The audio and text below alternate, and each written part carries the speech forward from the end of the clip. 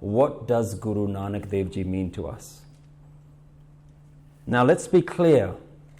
When we're talking about Guru Nanak Dev Ji, we're not just talking about a religious prophet. We're not just talking about a spiritual leader. We're talking about a visionary, an activist who played a role in reshaping society, who challenged oppressive political systems and even went to prison for doing so. So I'd like us to think about what is Guru Nanak Dev Ji's approach to activism. And the words that come to my mind are Nirbho Nirvair, which within this context we can translate as fearless non-rivalry.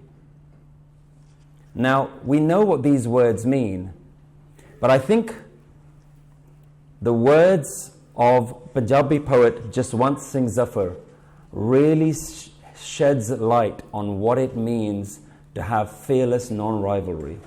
This is how he describes Guru Nanak Dev Ji in one of his poems. Excuse us, it's quite hard for us to envisage the true image of Nanak.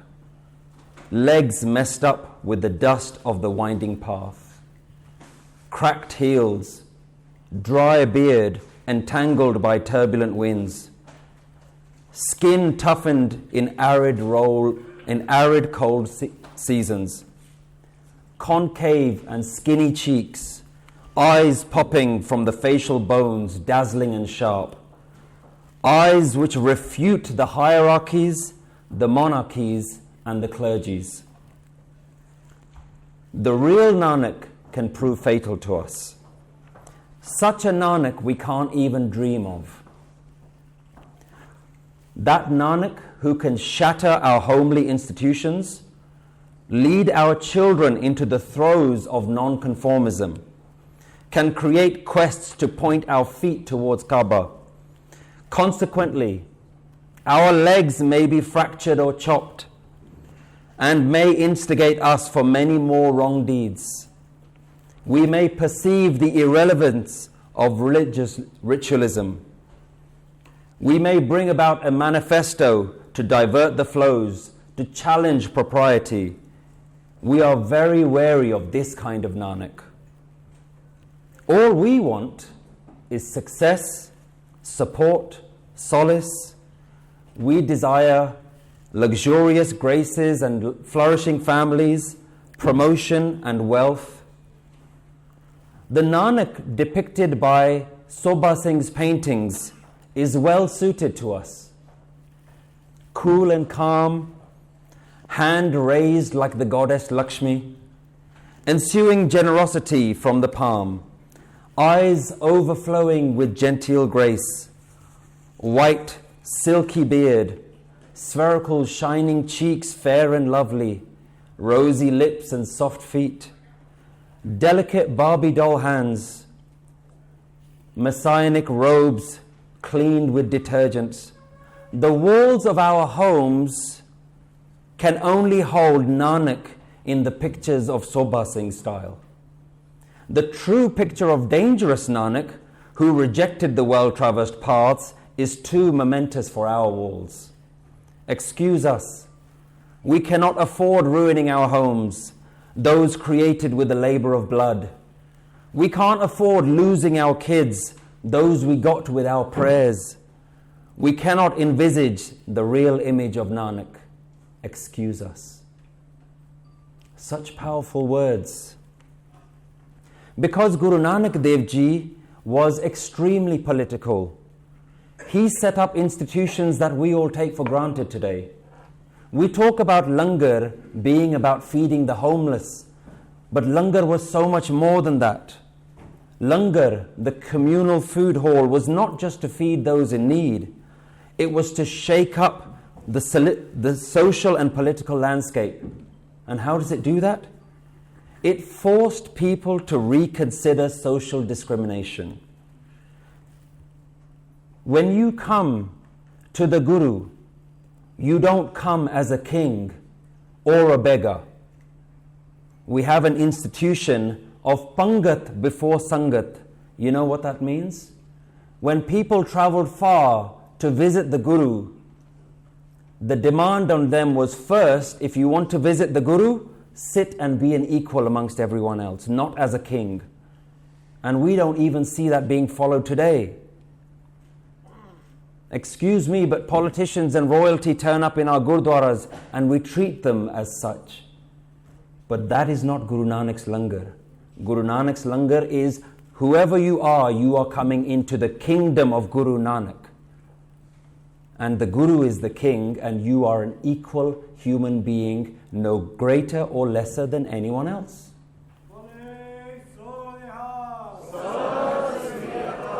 So langar is not just about feeding the needy. It's a place to reconsider social discrimination. It's a place where people came and sat to discuss change in society. I live very close to Slough, and of course, we have the MP of Slough, the first turbaned MP, the Honourable Tanmanjeet Singh Tesi. And I just recently found out from local news that we have confirmed a lady called Kamal Toor who's going to be standing against him in the Conservative seat. So the Conservative candidate for Slough is also from Sikh origin. And the Mayor of Slough is also Councillor of Tarkor Chima. So in Slough we seem to be in quite an enviable position, the position that all Sikhs are always crying for, that let's have more Sikh MPs, let's have more Sikh representation. But my question to you is, what does it mean to be a truly Sikh politician? What does it mean to be a politician according to Guru Nanak Dev Ji's values? And forgive me, but Guru Nanak Dev Ji's values are not tied down to any nationality. Sometimes we see Sikh values, Guru Nanak Dev Ji's values, being called British values or American values, but Guru Nanak Dev Ji's values are not British values. They're not values of any nationality. They're not even moral values. They're not even humanitarian values. They are divine values. Because they are coming from the highest divine nature of mankind. You see, people always say, be the highest version of yourself. In fact, the British Army even has a slogan, be the best. But Guru Nanak Dev Ji challenges us to be more than the best. Guru Nanak Dev Ji asks, what do you look like? Not as the best, but as the divine version of yourself. What does that look like? A version of yourself that's not motivated by fear, not motivated by political gain, not motivated by money, by social acceptance, by fame, not motivated by nationalism or race or any other kind of rudimentary tribalism, but fiercely motivated by an unprecedented sense of compassion, equality, and fairness for all, with zero tolerance for discrimination, for distinction or segregation of any kind.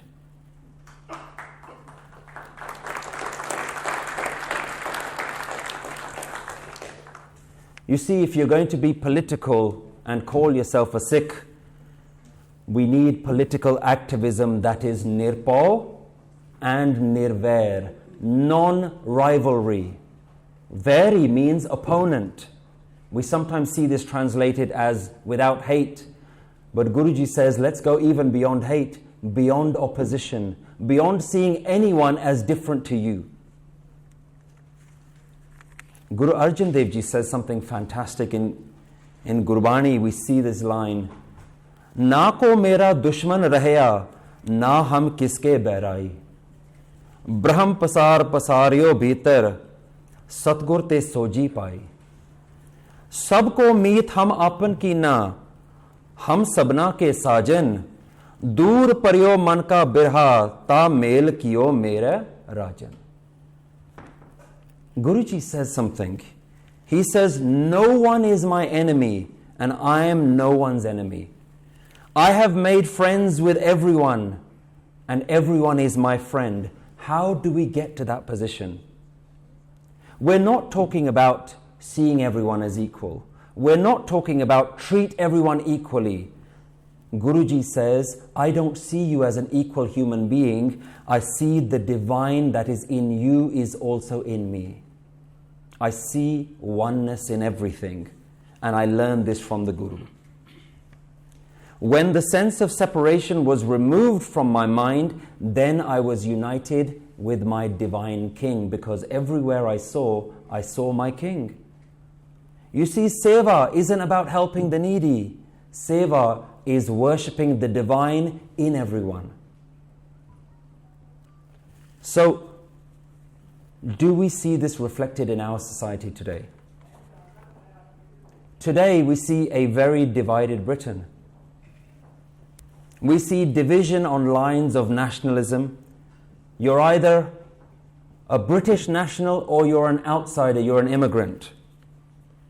What kind of insanity, can you just think about this for a moment, that some people think that they have ownership of a part of this planet. People of our race, we belong on this part of this floating rock that is floating through space. Divisions in terms of Brexit. You're either a Remainer or a Leaver. We see abuse of power and privileges by the elite classes and politicians. We see distrust in leadership who don't seem to represent the needs of the common people. We even see a struggle to look after the environment against corporate greed. So Guru Nanak Dev Ji has solutions for all these things. And the solution is to tackle a dualistic mindset. First on a personal basis and then on a societal level. Get rid of this idea that I am something important. Self-sovereignty comes from that. Self-sovereignty before implementing change in communities. Before uprooting injustice, uproot your egotistic sense of self-importance. Adopt a fearless commitment to seeing oneness in everyone, and that's when you can call yourself a Sikh activist. Now, that starts at all levels. Fearless non-rivalry in our families, non-rivalry in our neighborhoods, non-rivalry in our communities, non-rivalry in our society. Only then, if we're going to take on the values of Guru Nanak Dev Ji, is it worth celebrating the life and the teachings of Guru Nanak Dev Ji. So on behalf of my organization Nanak Naam, I'd like to thank you and congratulate you all on this momentous occasion. And I wish that the wisdom of Guru Nanak Dev Ji carries on inspiring you and your communities for a lifetime. Waheguru Ji Ka Khalsa, Waheguru Ji Ki Fateh.